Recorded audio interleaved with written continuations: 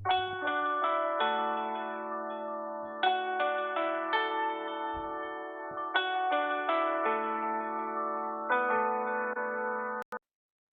friends, I am back with the video of a new chapter and the chapter's name is agriculture.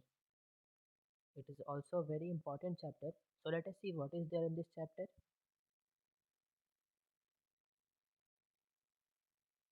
We know that food is the basic requirement of human beings for their survival. ये हम सभी जानते हैं कि food human beings को ज़िंदा रखने के लिए उनका बेसिक रिक्वायरमेंट है. This requirement of food has led to the development of agriculture और यही बेसिक रिक्वायरमेंट एग्रीकल्चर का डेवलपमेंट किया है. Earlier, human beings were dependent upon food gathering, hunting and fishing for their survival. और पहले के जो ह्यूमन बींग्स थे वो लोग फूड गैदरिंग, हंटिंग और फिशिंग करते थे खुद को ज़िंदा रखने के लिए. खाएंगे तभी ज़िंदा रहेंगे. Gradually they started growing crops along the river valleys which led to the beginning of agriculture. धीरे धीरे वो लोग नदियों के किनारे रिवर वैलीज पे क्रॉप्स उगाना शुरू किए जिससे कि एग्रीकल्चर का शुरुआत हुआ. उससे पहले एग्रीकल्चर की कोई संभावना नहीं थी क्योंकि उन्हें उस समय उतना कुछ नहीं आता था. It helped ancient civilizations to flourish along the river valleys.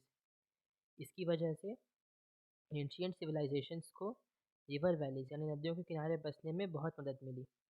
Agriculture means cultivation of land. Agriculture का मतलब होता है लैंड का कल्टीवेशन. और we can say that agriculture is the science of art of raising crops, rearing of life stock, forestry and fishing. या फिर हम ये भी कह सकते हैं कि एग्रीकल्चर एक ऐसा साइंस है और आर्ट है जिसमें हम क्रॉप्स उगाते हैं, लाइफ स्टॉक रियर करते हैं, फॉरेस्ट्री करते हैं और फिशिंग करते हैं.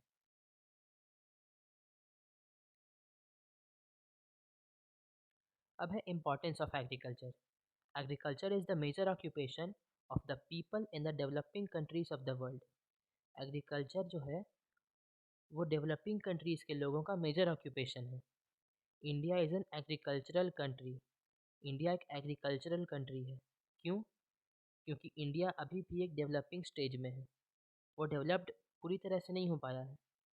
सो agriculture is the backbone of our country's economic development. इसलिए एग्रीकल्चर जो है वो हमारे कंट्री का जो इकोनॉमिक डेवलपमेंट है उसका बैकबोन है. It supplies food to the people. Agriculture food supply करता है पीपल को. Besides that it creates huge markets for tractors, threshers, harvesters, fertilizers, pesticides and other industrial products. उसके अलावा एग्रीकल्चर बहुत ही बड़ा मार्केट क्रिएट करता है ट्रैक्टर्स के लिए, थ्रेशर्स के लिए, हार्वेस्टर्स के लिए, फर्टिलाइजर्स के लिए, पेस्टिसाइड्स के लिए एंड अदर इंडस्ट्रियल प्रोडक्ट्स. मतलब कि जितने भी प्रोडक्ट्स एग्रीकल्चर में यूज़ होते हैं उसके लिए बहुत बड़ा मार्केट क्रिएट करता है agriculture. It helps in providing employment, eradicating poverty, enhancing trade and earning foreign exchange. ये हेल्प करता है एम्प्लॉयमेंट प्रोवाइड करने में, मतलब कि बेरोज़गारी हटाने में. एरेडिकेटिंग पॉवर्टी, बेरोज़गारी हटेगी तो गरीबी भी खुद घटेगी. एरेडिकेटिंग पॉवर्टी मतलब कि गरीबी घटाना. एनहेंसिंग ट्रेड मतलब कि ट्रेड बढ़ाना. And earning foreign exchange, foreign exchange earn करना, मिलना. It also plays an important role in strengthening global relations by encouraging trade of agricultural products.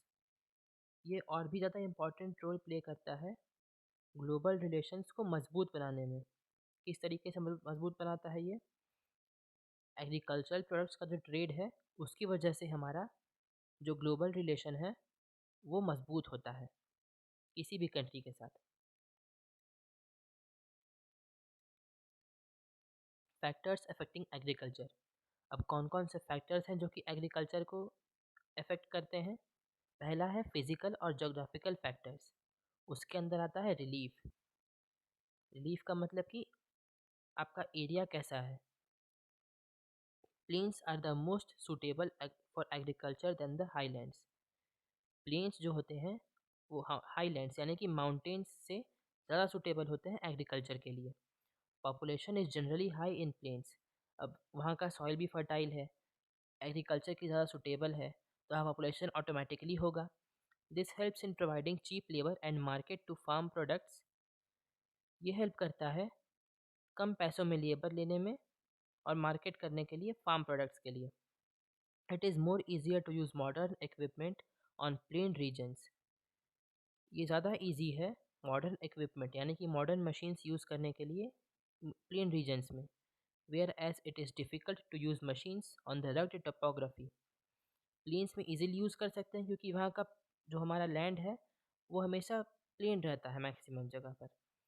और रग टोपोग्राफी का मतलब कि कहीं उठा हुआ है कहीं नीचा है, तो वहाँ पर आपको मशीन चलाने में दिक्कत होंगी। The river basins and deltas are more suitable for agriculture than the mountainous regions. जो बेसिन्स होते हैं, रिवर बेसिन्स और डेल्टास, ये ज़्यादा सुटेबल होते हैं एग्रीकल्चर के लिए माउंटेनियस रीजन्स से। क्लाइमेट, रिलीफ के बाद है क्लाइमेट। क्लाइमेट भी बहुत इंपॉर्टेंट फैक्टर है। Agriculture is highly sensitive to climate variability. Agriculture बहुत ज़्यादा सेंसिटिव है क्लाइमेट वेरिएबिलिटी पे। आपने अक्सर न्यूज़ में सुना होगा कि यहाँ बारिश कम हुई तो फसलें बर्बाद हो गई, बारिश ज़्यादा हुई तो फसलें बर्बाद हो गई। मतलब कि इन्हें एक्यूरेट अमाउंट में वो चीज़ चाहिए, ना ज़्यादा चाहिए ना कम चाहिए, इसलिए कहा गया है highly sensitive. Each crop has its own requirement of temperature and rainfall. हर एक क्रॉप का अपना अलग अलग रिक्वायरमेंट होता है टेम्परेचर का और रेनफॉल का। That is why the variation in climatic conditions supports different patterns. इसलिए जो क्लाइमेटिक कंडीशंस का वेरिएशन रहता है वो डिफरेंट पैटर्न्स को सपोर्ट करता है। For example, wheat is a crop of temperate region and rice grows well in tropical regions। Example के तौर पर यहाँ दिया गया है कि wheat जो है वो टेम्परेट रीजन का क्रॉप है, मतलब वो wheat टेम्परेट रीजन ज़्यादा अच्छा उग सकता है। और rice grows well in tropical regions, यानी कि जो ट्रॉपिकल रीजन्स है वहाँ पर राइस ज़्यादा अच्छा उगता है। उसके बाद है soil. Soil rich in minerals and organic matter supports agriculture. जो सॉइल मिनरल्स और ऑर्गेनिक मैटर में रिच है वो एग्रीकल्चर को सपोर्ट करेगा। अब ऐसा तो हो नहीं सकता है कि बिना कॉटन, अगर हमारे पास कॉटन है तो हम उसे कम मिनरल्स के सॉइल में डाल देंगे तो वो अच्छे से उग जाएगा। ऐसा नहीं होगा क्योंकि उसे अच्छे अमाउंट में मिनरल्स चाहिए, इसलिए सॉइल भी एक इम्पॉर्टेंट फैक्टर है। Chemical composition and fertility of soil differs from place to place which leads to variation in soil type.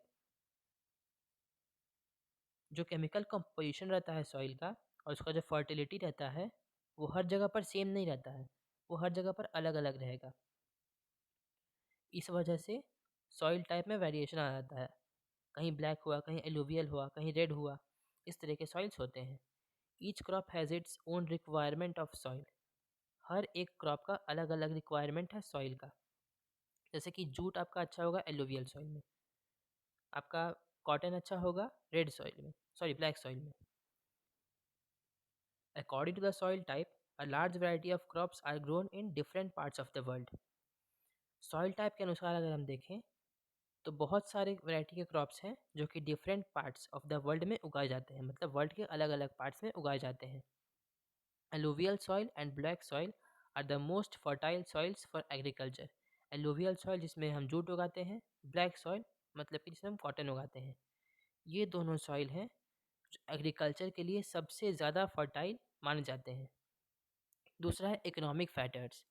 Economic factors के अंदर है size of land holding. The size of farms affects the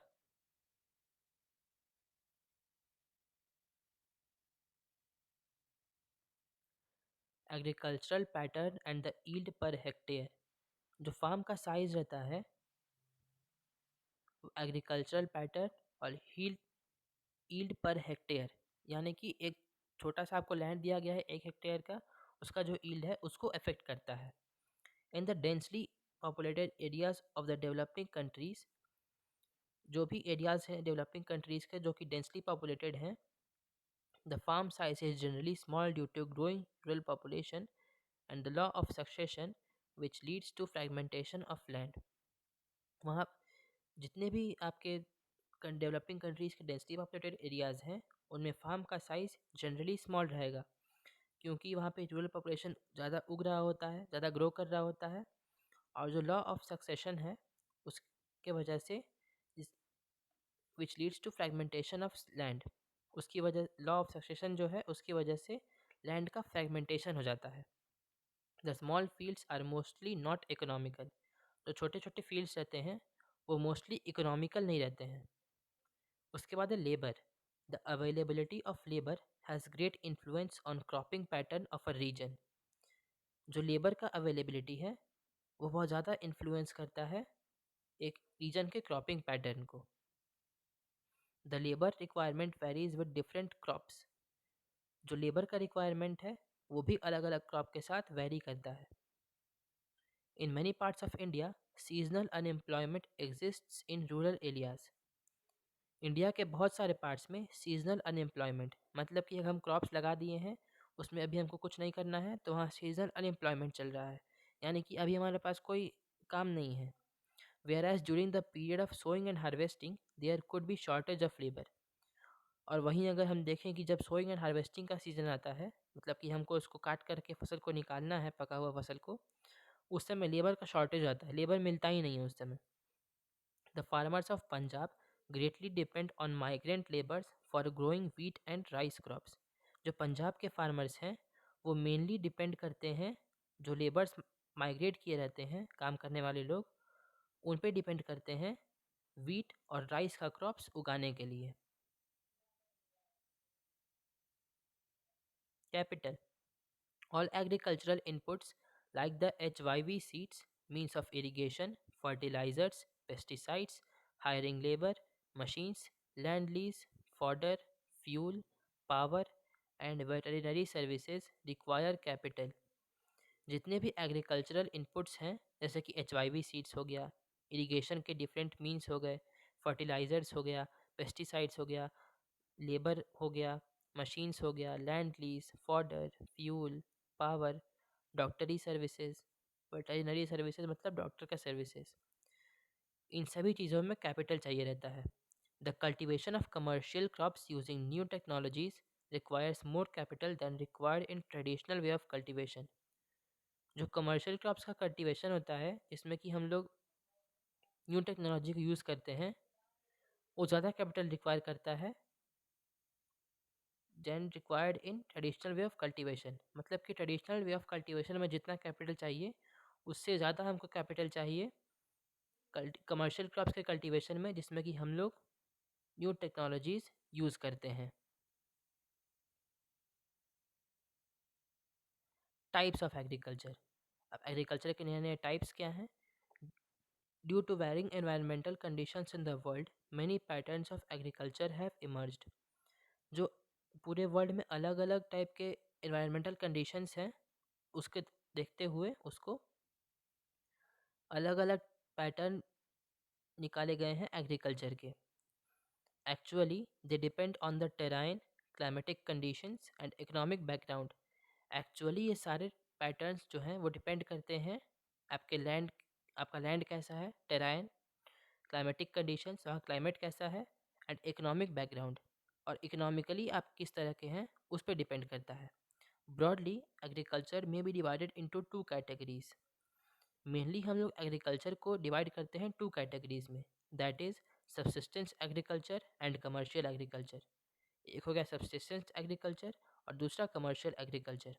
before we discuss them into detail, let us have a look at the following classification table given on the next page.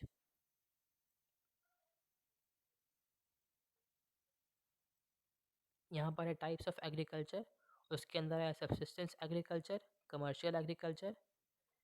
फिर subsistence agriculture में आता है nomadic herding, shifting agriculture और intensive subsistence agriculture. और commercial agriculture में आता है extensive agriculture, plantation agriculture, life stock ranching, dairy farming. मतलब कि यहाँ पर आपको पूरे टेबल चार्ट में बना कर दिखाया गया है कि टाइप्स ऑफ एग्रीकल्चर मेनली दो टाइप में डिवाइड किया गया है, सबसिस्टेंस एग्रीकल्चर और कमर्शियल एग्रीकल्चर। सबसिस्टेंस एग्रीकल्चर में भी तीन पार्ट्स हैं, nomadic herding, shifting agriculture, intensive subsistence agriculture. और कमर्शियल एग्रीकल्चर में चार पार्ट्स हैं, extensive agriculture, plantation agriculture, life stock ranching और डेयरी फार्मिंग।